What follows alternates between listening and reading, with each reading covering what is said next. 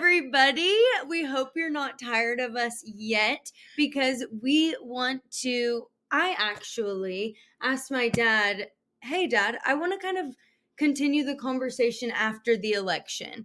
As a young voter in the community, I am curious about how to maintain and keep the momentum and excitement to remain engaged in city government because it is so important that no matter which way the election goes, that we remain engaged, I think. And so, as we all know, and ultimately, yes. it goes the way it's supposed to go.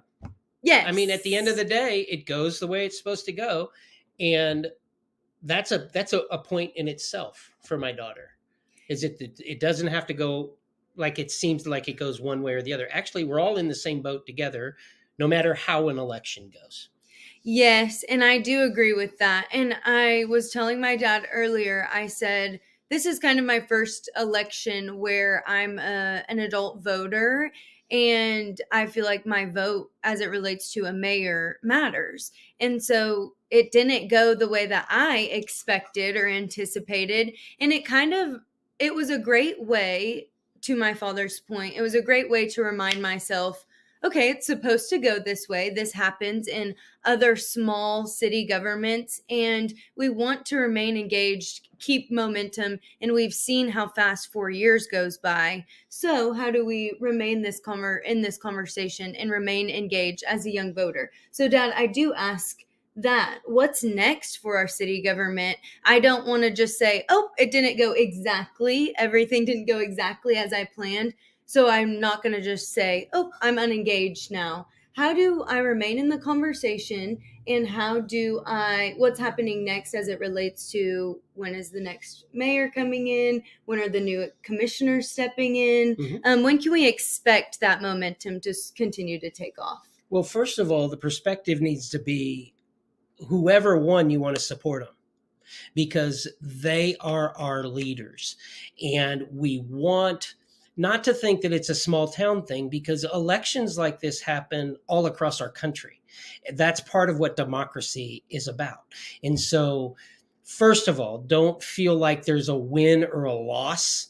What we have to do is just get back in the trenches with whoever is there as our leaders. We remember they are volunteers and it takes a lot of guts just to put their name in there. And now they won. Mm-hmm. And there's a lot of information that's coming at them, especially if they've not been in that position before. Mm-hmm. And so they need our support. 4 years is going to go fast, but we're not looking for what's going to happen in 4 years. We're looking for what's going to happen now, because that's how progress and momentum continues to roll. And I say that with all of my heart in the sense, we need to support everyone who is on our city council, and that includes the mayor, one of 7. And as a young voter, what you want to do now is you want to be more engaged now than even before and during the election, because this is when the rubber meets the road and you can learn a lot about how things operate and also a lot about the struggles as well as the real successes that happen as our elected officials move down the road. Right. I agree. And I am curious, can we get the elected officials' information the same way we did whenever we went to vote? Is it the election board? Are we still able to contact those elected officials? You may be able to. It just depends on how that paperwork was filled out, because that paperwork will remain part of the record. But the way in which we can engage with our city leaders all the time is through the website. You do it through email, and that's the best way to know that you're getting to them. And at any point, you can ask them if you can have their cell number or a different way, a more personable way. But anybody at any time can go right online at shawneeok.gov or .org, and just search for the city commissioners, and a direct email link will be there to be able to touch all of the commissioners. And so just to run down real quick, if you don't mind, I would love it. let's run down who our commissioners are. Is this current or is this coming up? No, this is now. I mean, Okay. the changeover is happening, Yeah. as we speak. And so this, let's just call it, this is for the next couple of years until the next election for a few more commissioners happen.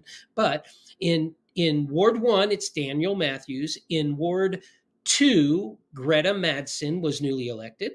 In Ward 3, Chris O'Neill was newly elected. Then there's the mayor, Eric Stevens, and he was newly elected. Then in Ward 4 will be Ashley Fickner, who was newly elected. In Ward 5 is Mark Seahorn, who has been on the commission for a number of years. And then in Ward 6 is Lauren Richter, who's entering into her third year on the commission. So she's coming up to speed now. So those are the 7 that are on the commission.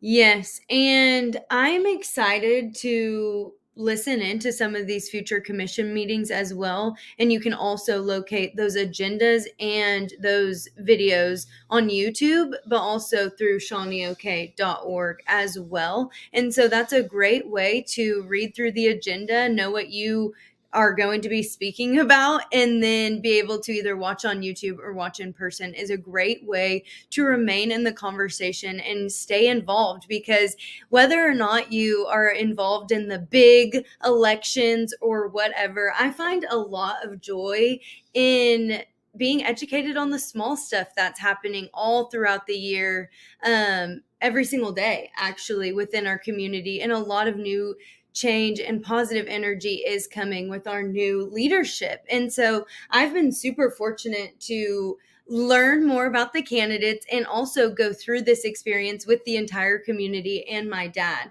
I've learned a lot, and I hope that you all have learned a lot as well. And I want to stress for young voters and for all of us that, remember, we call it big elections or small elections, but actually our local governments, our county government, our municipal government, that is where we spend 80% of our time. And if we have families and we work outside of this community, our families are here most of the time. And so actually the big elections, I truly believe, are our local elections. And the others are very important as well, but they're to specify one more important than the other one, if there was weights going on as to what's going to impact your life and where you can have the most impact yourself to positively impact your life and the life of your family and the life of your friends, is really on the local level. And so a lot of the time educating yourself as to what's going on in civic things should be done on the local level, is how I recommend that you spend the majority of your time, not necessarily listening to all the national stuff, and even on the state level. It's important, but remember, what's close to you is where you live, and you really can have a wonderful impact on hundreds of people who are all around you.